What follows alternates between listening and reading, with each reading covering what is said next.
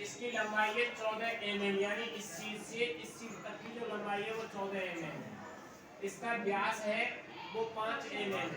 तो सबसे पहले तो हम इसकी त्रिज्या निकाल देंगे।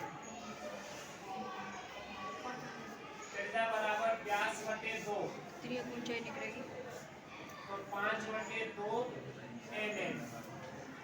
अब इसमें 2 अर्धगोला है और एक बेलन है, तो पहले बेलनाकार भाग की लंबाई,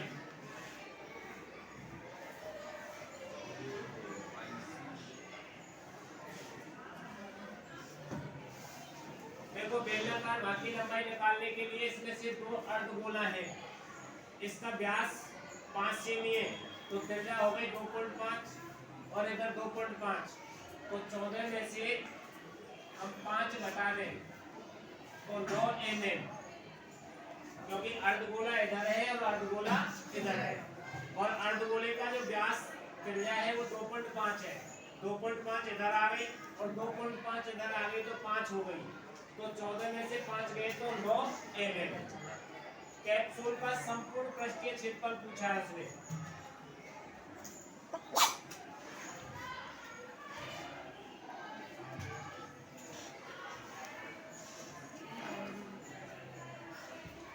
कैप्सूल का संपूर्ण पृष्ठीय क्षेत्रफल, तो देखो इसमें 2 तो अर्धगोले हैं और एक बेलन है, तो बेलन के वक्रपृष्ठ का क्षेत्रफल, बेलनाकार भाग का वक्रपृष्ठीय क्षेत्रफल प्लस 2 अर्धगोलों के वक्रपृष्ठ का क्षेत्रफल,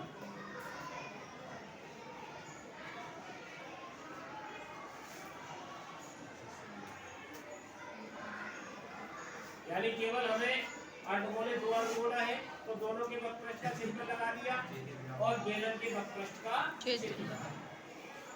अब बेलन के वक्रपृष्ठ का क्षेत्रफल होता है 2 पाई RH, तो हमने ये लगा दिया जो हमारे पास लगा हुआ है, और अर्धगोले के वक्रपृष्ठ का क्षेत्रफल होता है 2 पाई R², यानी 2 तो ये हो गया और 2 पाई R² का होता है।